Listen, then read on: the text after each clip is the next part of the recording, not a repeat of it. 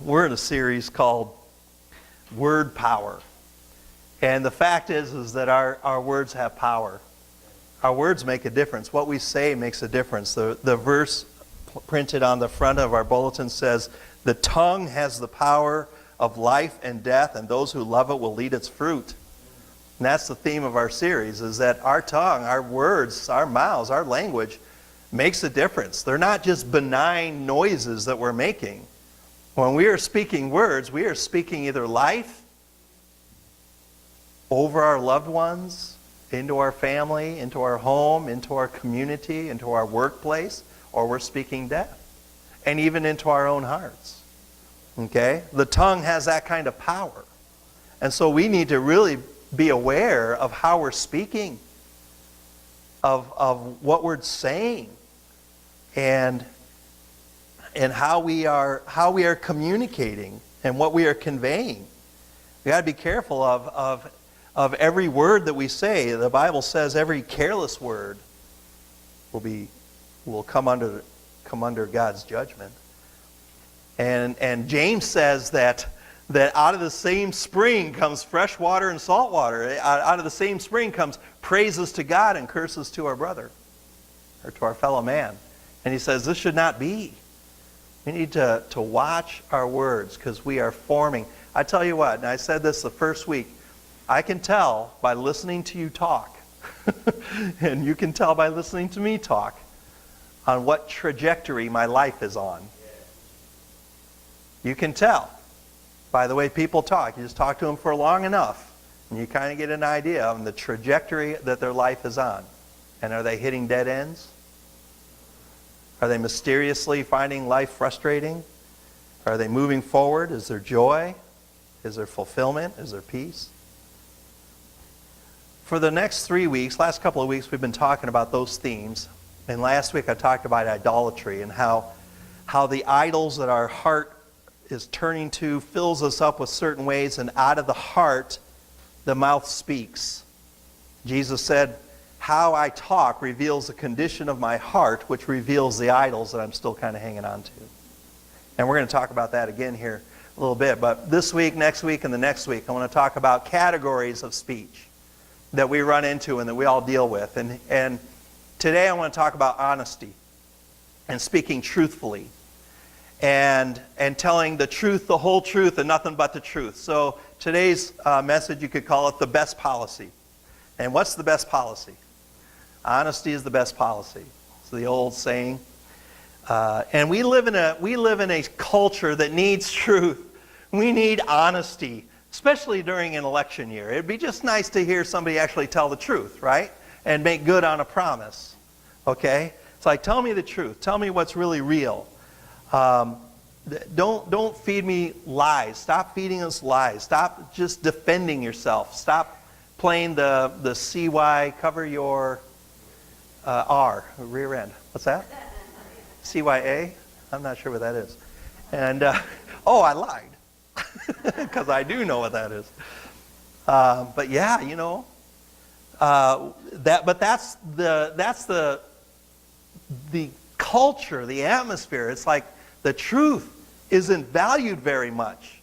And honesty isn't valued very much. Just say whatever you need to say to get by. That's what seems to be the thing. There was a letter that was written to the IRS that said, "Dear IRS, enclosed, please find a check for $150.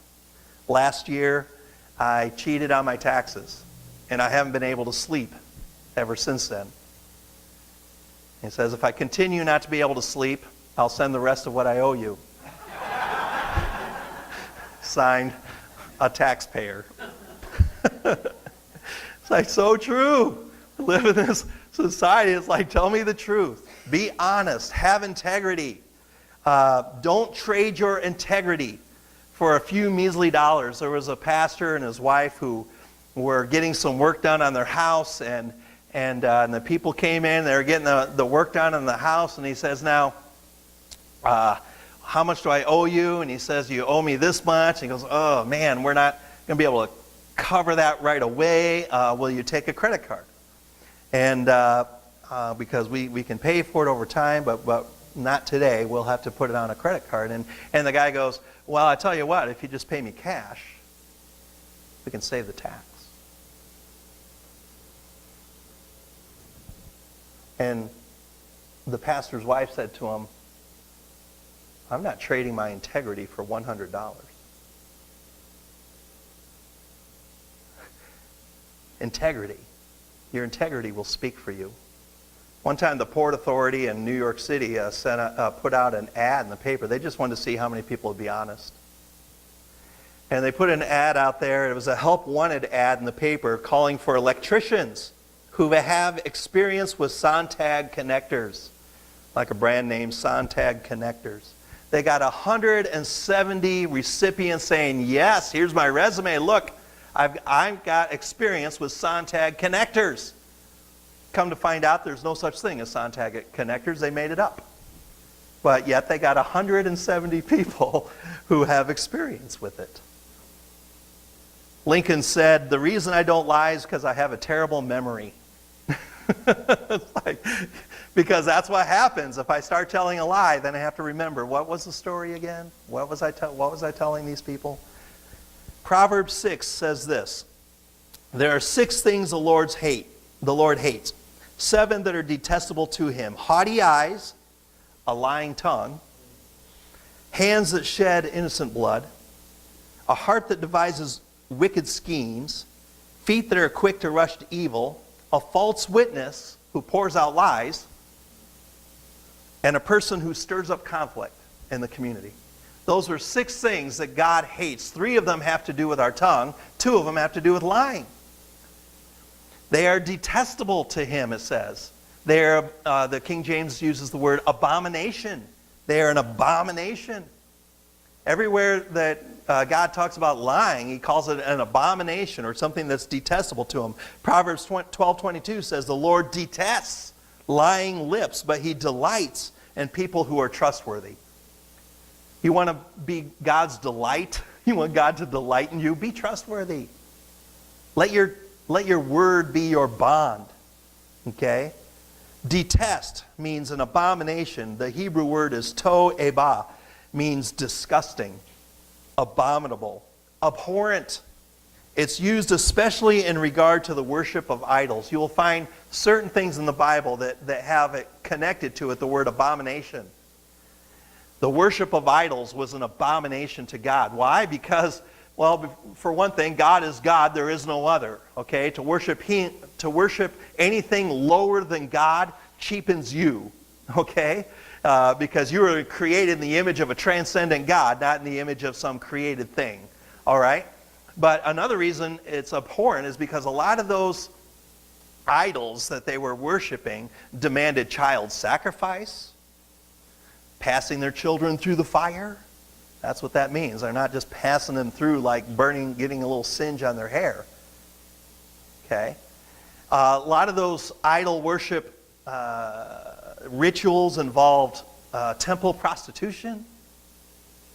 It says this is detestable to me. This is an abomination. You know what else is an abomination? Lying. It's like, wow, God. You know, we tell little white lies in church sometimes. Like, what's your church attendance over there at Word of Hope? Oh, you know, probably around 100, 80, 100. You know what God calls that? Lying. Okay? If you want to know the real number, I'll tell you later. Like the little Sunday school girl was in the Sunday school class. And the teacher said, what is a lie? What is lying? And the little girl says, it's an abomination to God and a very present help in time of trouble. It's like, you get the feeling that God feels strongly about this. He feels just as strongly about lying lips as he does about worshiping idols, and there's good reason for it. We learned last week that what comes out of our mouths reflects something that's in our heart. And so over here I was trying to draw a mouth, and there's a big fat lip, and there's a lip, and there's some teeth, and there's that floppy thing that's back there. Okay. And then we had the heart. That's easier. And Jesus said, what's in the heart is what comes out of the mouth. And if lying is coming out of our mouth, that means there's something in our heart that's causing that, and that means our heart is turned toward an idol. And there could be a number of idols, but my heart gets turned toward an idol, and that fills my heart with something bad or evil, and out of my mouth comes something bad or evil. It's that idol stuff. If there's bad stuff in my heart, it means my heart is still toward that kind of idol, and I'm seeking satisfaction. What is an idol? An idol is anything that I put above God in my life. Anything that I consider to be actually a little bit more important than God. Anything that I feel like is a little more worthwhile than following God or doing it God's way or obeying God, that's an idol. Anything that I feel like is going to give me more pleasure, more fulfillment, anything that I get my fulfillment from, that's not God. That's an idol. Now that sets the bar pretty low for qualifying as an idol. But we have idols all over the place. We live in a land of idolatry. We really do. And so our idol is going to fill our hearts with certain things, and out of our mouths will come perhaps lies or some other kind of language. So why do people lie? What is going on inside the heart that makes me feel like I need to lie? And in fact, let me just ask this question classroom style. Give me some answers. Why do people lie? What do you think? Fear. What are we afraid of? Afraid of what? I'm afraid of people knowing the truth. Why? Why am I afraid of people knowing the truth? Shame. I'll be ashamed of them knowing the truth. Why do people lie? What are we afraid of? It is fear. The number one reason why people lie is fear. That's it. You nailed it right on the head, right off the bat. We want to hide something. I'm afraid of being found out because I'll be ashamed, or they'll be angry, or they'll be hurt, or I'm afraid that people won't think I'm cool. Okay?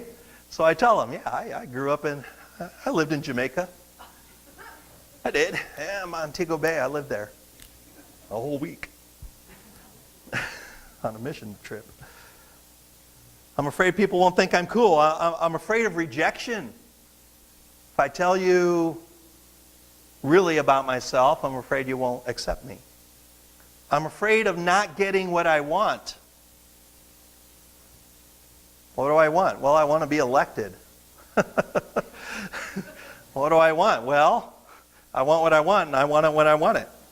So what are the idols then that we are holding on to? These idols, there might be different kinds that could all be related to this. One idol might be status. Status, my reputation, my sense of prominence, my importance, my ego, my glory. I want glory, and that's an idol to me. This is the glory idol. There, he shines. Okay?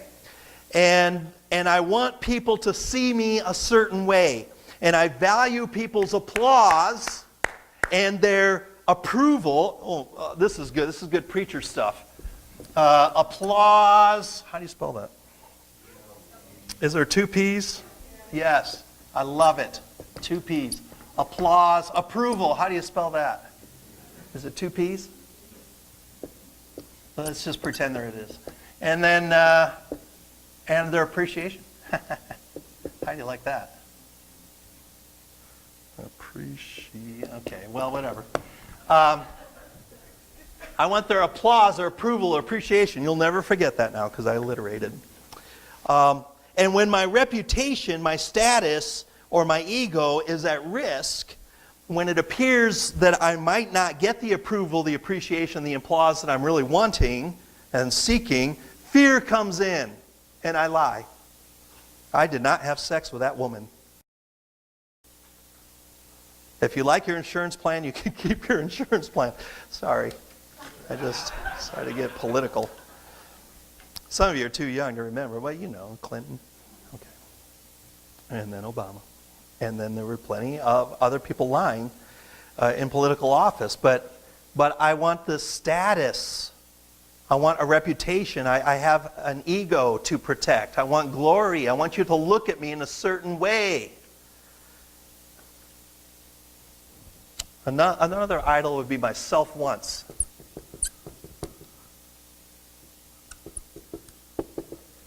Self-wants. I want what I want, and I want it now. Many times we will lie because I want it now. What is it? Well, I want my safety, or I want the sale, or I want the client, or I want to get out of the hot seat, or I need your attention, or I want cash, or I want applause, or I want instant peace and calm without having to deal with the truth, going through the storm of the truth. And so a lot of times I just want what I want, so I'll lie to get it. I want the promotion. Have you ever heard somebody say, you know, you pretty much have to cheat and lie on the forms in order to get anywhere in this company? You just have to tell them what they want to hear. God calls it lying, and it's an abomination. I'll tell you why here in a minute. Some depths of that. Another idol is control. I mean, really, if I don't have control, I get very afraid. Some of us are control freaks. And why are we freaks about control? Because we have a high need for it. And if I don't have it, I get nervous. And I get afraid. And so I try to control, and I see this a lot in relationships. I try to control how others respond to me. And so I'm going to try to manipulate their emotions in the sense that I'm going to try to control their emotional response toward me. I don't want them to get angry. And I would rather lie to them than tell them the truth and have them get angry at me. Okay? I don't want them to blame me. I want to control the blaming. I want to control their judging of me. I don't want to be judged. I don't want to hurt them. And so we never learn, and this is what I find out. People who have turned to lying in order to control the emotions of a loved one has never learned how to deal with other people's hurt, blame, judgment, anger, negative emotions. If I don't learn how to deal with the negative emotions that other people have, then I'm always going to try to take shortcuts and get around it. And I'm going to hide stuff, and I'm going to tell half-truths. There was a movie, a line from a movie. I've never seen the movie, but I read the line. The girlfriend walks into the restaurant and sees her boyfriend with another woman. And he sees her, and she gets angry, and she storms out, and he gets up and chases after her, and says, "I can't believe you've been lying to me all this time." And he goes, "I've always told you a version of the truth." She goes, "Truth doesn't have versions."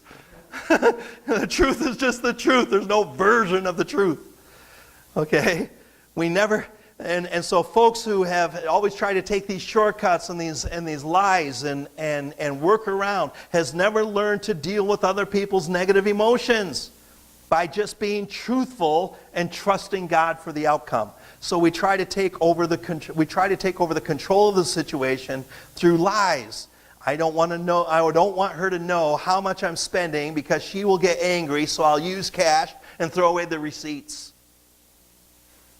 I don't want him to know that I was talking to his ex because he will be hurt, so I'll say it was my friend from work.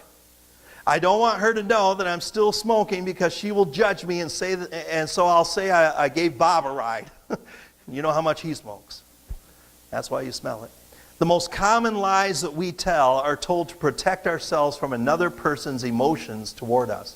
So we lie in order to control their emotions.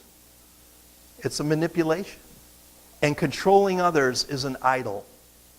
Jesus' way is to live right, tell the truth, and let the chips fall where they may, and trust God for the outcome. Now, I asked you to to open up to Genesis 30, and I want you to look at the story of Jacob. Jacob, in the Bible, was a deceiver.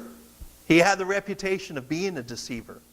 And the big deceiving moment where he deceived his father Isaac and tricked him into thinking that Jacob wasn't Jacob, Jacob was Esau. Isaac was old and had a hard time hearing and seeing, and so he went into him in his deathbed and pretended to be Esau, the older brother, and he said, "Now bless me and give me my birthright." Now the birthright of the older brother was 2/3 of the inheritance. Okay, so the older brother gets 2/3, the younger brother, everybody else gets to split the rest. All right? And if there's 2 brothers, the younger brother gets 1/3. And there were 2 brothers in this case, and so he wanted 2/3. He wanted what he wanted, and he was afraid he wasn't going to get it, so he lied. Okay? And at the prompting of his mom, it's like family dynamics. I tell you, there's so much dysfunction in the book of Genesis.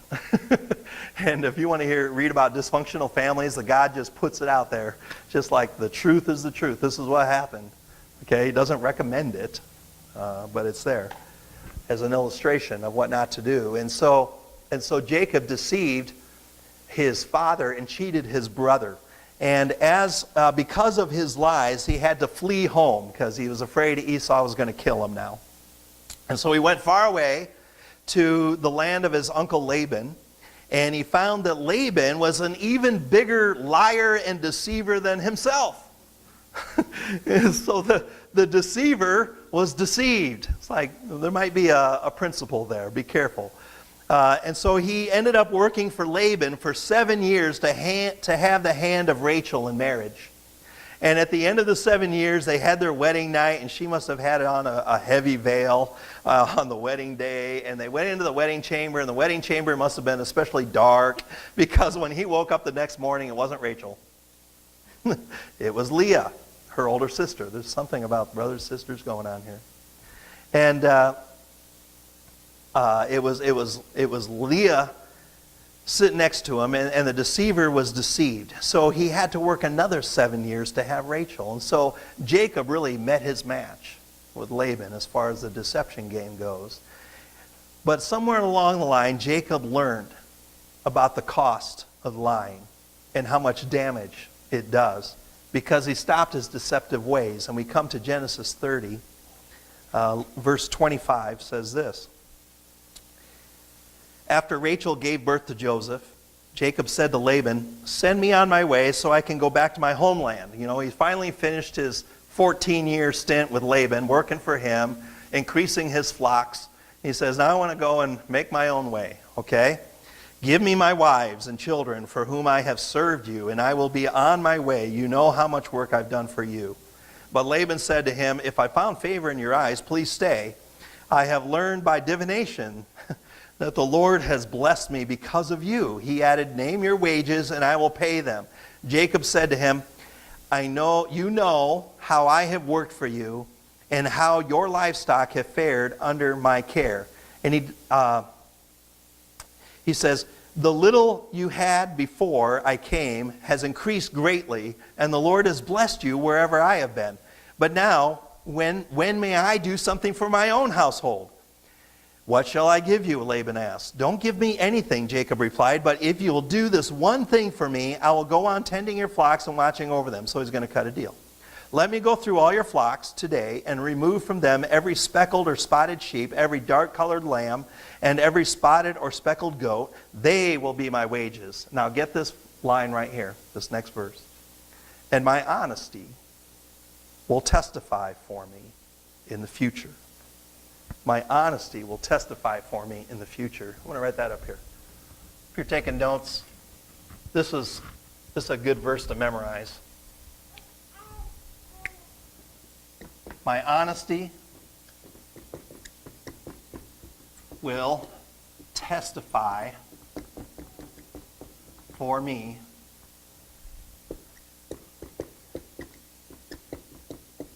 in the future.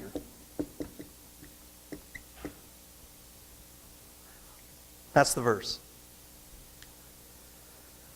What's he saying? He's saying my integrity, my truth-telling, that will answer for me in the future. That will bear witness for me. My integrity, my honesty, my truthfulness to you will be my character witness. If Jacob had continued on in his ways of lying and deceiving, like he had with his brother and his father, the way Laban had done to him, then these words would have been empty and meaningless. He says, let my integrity. And he even went further. He said, whenever you check on the wages that you've paid me, any goat in my possession that is not speckled or spotted, or any lamb that is not dark colored will be considered stolen. He says, my integrity will speak for me. How many of us could say that? I hope all of us could say that. That my integrity is going to speak for me. My honesty, my honest words are going to speak for me in the future. If there ever comes a doubt, and people look at me, I hope you're able to say this, people look at me, they'll say, well, I'm sure he's telling the truth, because he's always told the truth. Even when it's hurt, he's told the truth. And so, let me give you a couple of points out of this little verse here to take home with you. First of all, truth always wins in the end. Always wins in the end. What did he say? My honesty will testify for me in the future. Not always immediately. Okay? Truth doesn't always win immediately, whatever your definition of winning is. Okay? It doesn't always work out really well for me the way I wanted it to when I tell the truth in the immediate time. When you tell the truth, there may be negative consequences. Okay? That you have to deal with. You may have to deal with somebody's disapproval. You tell the truth, they may disapprove of what it is you're telling them. You may have to deal with somebody's rejection. You tell them the truth and they reject you. They turn you down. You may have to deal with somebody's anger or their blame or their judgment or their hurt. But honesty is always the best policy. The only way to be trusted in the long run is to tell the truth in the short run. The only way to build a genuine and strong relationship with somebody in the long run is to tell the truth and be honest in the here and now. There was a man who was hiding money from his wife in order to have it for something important. They had a goal, actually it was something like a medical procedure. They needed money for that. And so he was hiding money in a separate account that she wouldn't know about, so that because he was afraid they wouldn't have the money. So he was putting it in this account to make sure that they would have enough money for this medical thing. And what it came down to is he didn't trust her to not just spend it or to give it to the kids or something like that. And so he was putting money in a secret account. Well, of course, she realized that money was missing. And so she asked him about it. And he says, well, I don't know. I don't know what happened to it. I don't know where it's at. Maybe we spent it, we kind of this and that and kind of like that. Well, let me see the checkbooks. I haven't really updated it in forever. I don't know. I don't know where the money is. What did we do with it? We kind of spent it here and there. And he was afraid that if he told her the truth, that she would be hurt and angry, which is true, because he wasn't trusting her. And maybe she had a history. Maybe she couldn't be trusted in that area. I don't know. But he was hiding it from her. And so she would have been hurt. She would have been angry. But because he lied and he hid money, she now knew that he was a liar. And she started to suspect that something more was going on. And she thought, does he have a gambling problem? Is he spending it on hookers? Is he having an affair? Is there another woman? It just grew from there. Because she couldn't trust him. she found out he lies to her and hides all this money. It's missing. He still hadn't come clean about the account. Even when the truth came out, though, she couldn't believe it. Well, you're saving up money to leave me. She couldn't trust him. And she was convinced that he was up to no good. This man ended up with way more problems than he would have had if he had just told the truth and took the hurt and anger to begin with. It would have been way better. Jacob said, my honesty will answer for me in the future. So often we exchange long-term integrity for short-term gains. And we always lose bigger than the little loss we would have had if we'd been upfront, forthright in the first place. Second point I just want to give to you here is there's protection that comes with integrity. I'm going to show you this in another verse. Comes with integrity.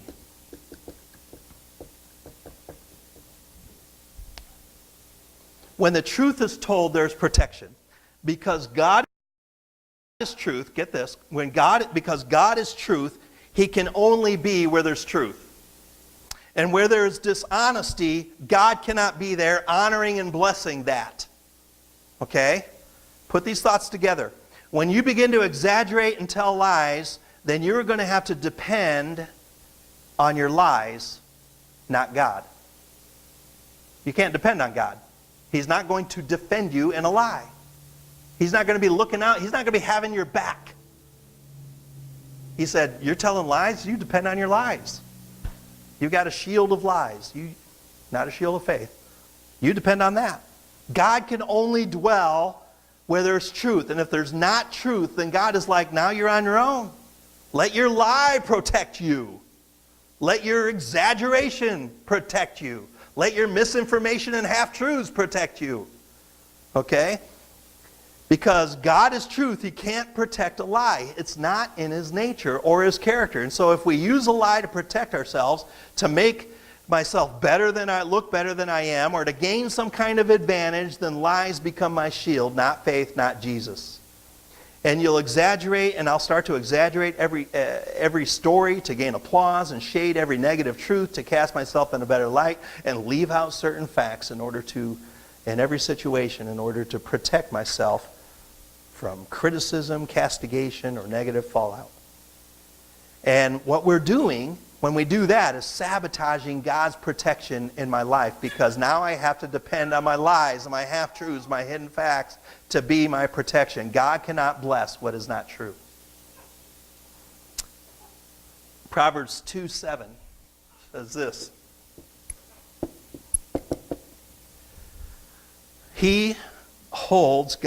God holds success in store for the upright. He is a shield to those whose walk is blameless. God holds success in store for the upright. He is a shield to those whose walk is blameless. He is a shield to those who have integrity.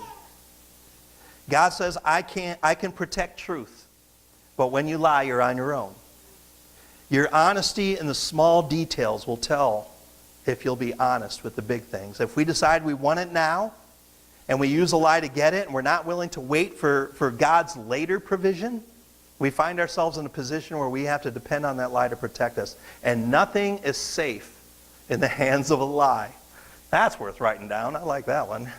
Nothing is safe in